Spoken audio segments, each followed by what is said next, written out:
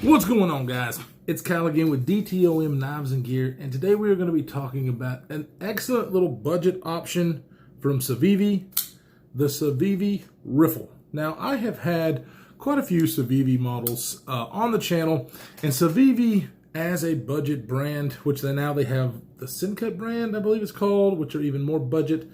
I haven't had any of those, but Civivi does a pretty damn good job for bang for your buck, let's say. This one, no different. Matter of fact, I would say even better than most that I have tried.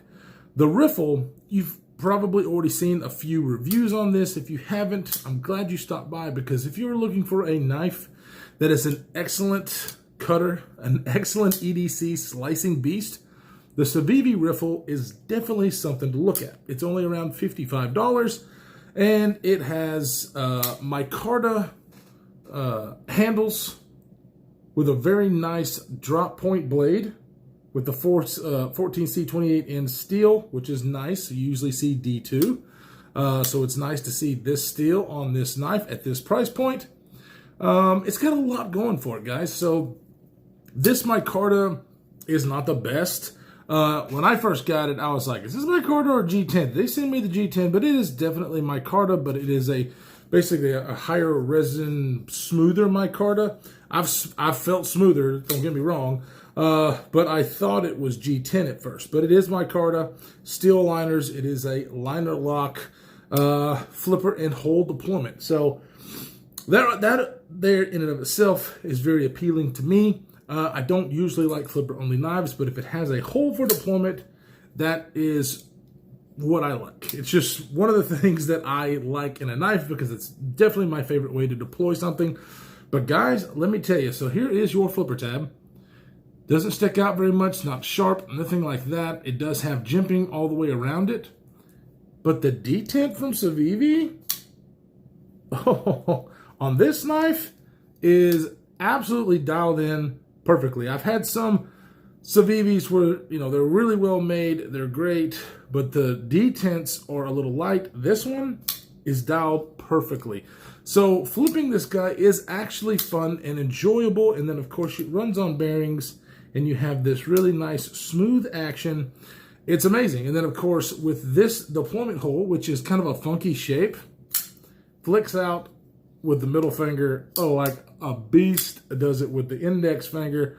I love flicking this knife. It's just one of my favorite knives at this price point, especially, that I like to flick, because the detent with a flipper and a hole is just right there at that perfect spot of not too strong and not too weak. So very, very impressed with this guy.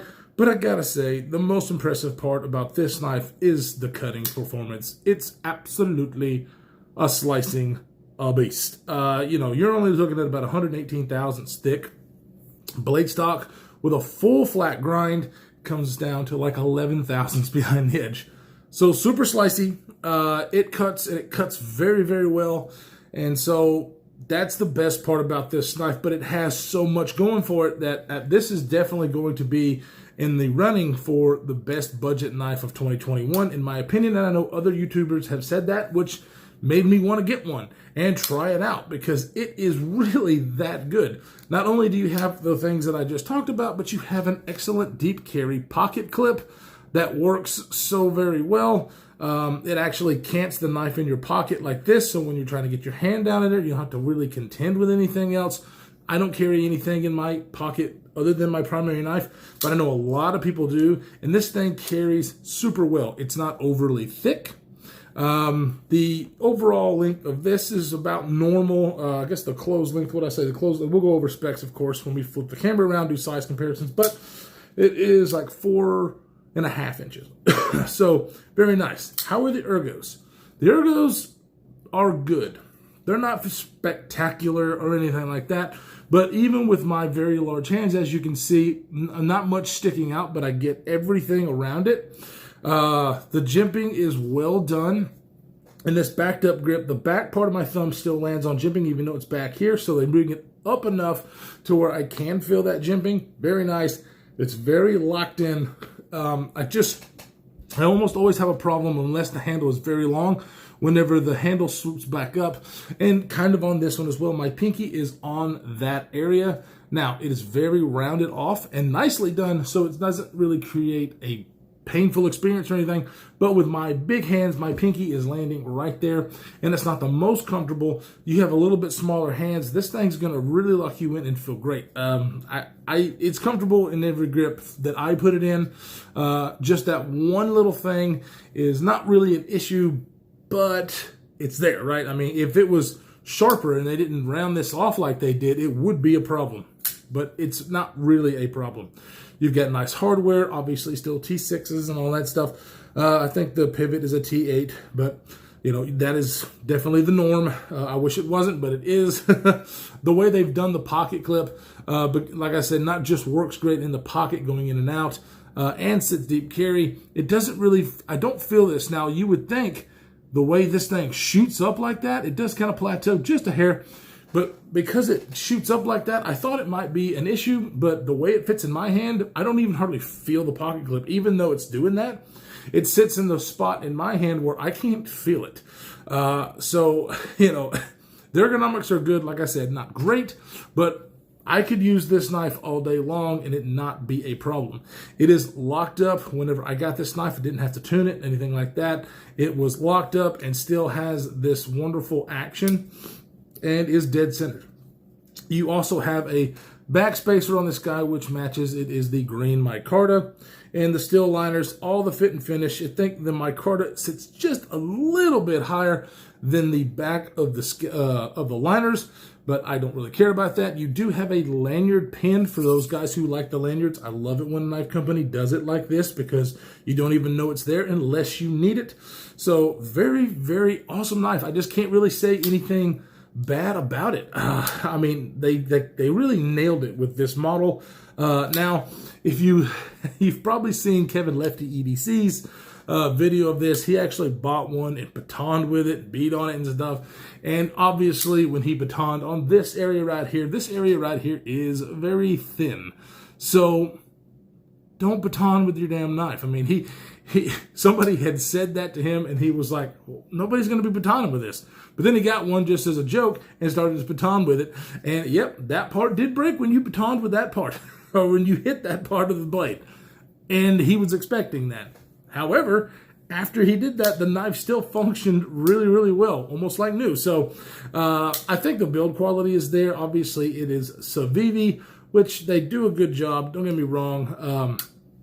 A lot of their models are kind of the same. This one is a little bit different, which I liked. But, you know, you have a lot of the same kind of looking knives, handles, the blades and the handles and stuff. But this one, it's pretty good. I want to say for most hand sizes, the ergonomics is going to work. It's definitely going to perform better than a lot of other blades out there. I mean, Civivi is kind of known, though, for their thinness of their grinds. And when you have a taller blade like this with that flat grind, it cuts amazingly. I don't think I put everything on the table, but here it is against some cardboard. It is seriously a cardboard slicing beast because it is so thin, full flat grind. It's basically made to cut this cardboard. I wasn't prepared, so we're just going to do this right now. Yeah, douche. So on the paracord, it's almost like it's not even there. It cuts it. Let's see if we could double it up just to show you. I mean, as far as performance in the blade, I mean, I can't get over it. You know, if you're on a budget and you're looking for a tool that will work for you and you don't, I mean, it can handle some hard tasks, but it just as an EDC blade, guys, I just really don't think it's going to be easy to beat. I like this a lot more than some of the other budget options that I have purchased here recently. Let's just say that. It's really got everything going on for it. So let's go ahead, turn the camera around and get some size comparisons to give you a better idea of the size of this guy and a few more specs to boot. So let's do it. All right, let's take a little closer look at this micarta. Okay, so as you can see, maybe you can kind of tell why I thought this was G10, but you can see the fibers and the weave there.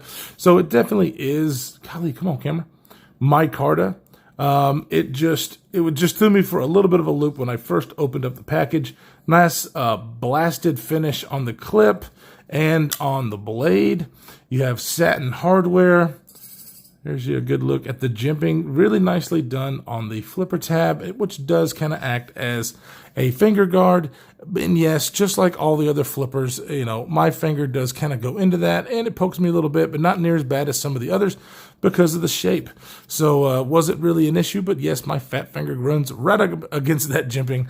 Wish there was a way for me to choke up and get past that, but there's not. Not a huge deal, just one of my preferences.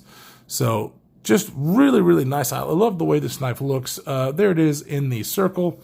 And so what do we have? We have an overall length of 7.98 inches. So right at that 8-inch mark. Blade length of 3.46. Close length of 4.5 inches, maybe a little bit longer.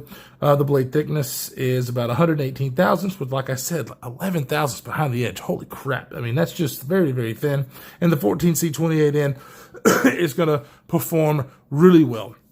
A lot of people are going to like that because it is more stainless than D2, and edge retention, I believe, is just right there on par with all the other budget offerings that you have on the market right now. Really, really nice, and then having ceramic bearings and being a liner lock, it's just going to work. It's going to work for most people. Now, as you can see here, you do have jimping on the liner to help get that blade out of the way. The access definitely could be better, but it is not a problem at all because of, like you see right there. I mean, you can just easily get your finger in there and get it out. I mean, obviously, I've seen access that's just a little bit better, but I had no problems getting this thing closed. It was really, really fun actually to play with this knife with that opening hole especially. So let's go ahead and put it up against the PM2. As far as size, very, very similar to the PM2. PM2's got it by just a little bit. Ergonomics, the tallness of the blade, you're definitely going to have it carry just a little bit better with the blade on the Riffle because of the hump, obviously, of the Spyderco. But pretty similar. And then here it is next to the Para 3. So definitely a larger knife than the Para 3. A more full-size knife, in my opinion. This is definitely a smaller one for me. So I think the size is great. I really, really have enjoyed this, carrying this thing and playing with it because it's fidgety. It's fidgety and it slices. That's the reason this thing, I believe, is very, very going to be very hard to beat for the 2021 budget option. It's just, Blade Show's coming up, so we're going to have that. Maybe some new models come out, but your weight is about 3.4 ounces. I mean, 3.4 ounces and a 3.46-inch blade. The ratios are there. It's just a well-designed knife, and they hit it out of the park. They really, really did. I can 100% recommend this knife to anyone.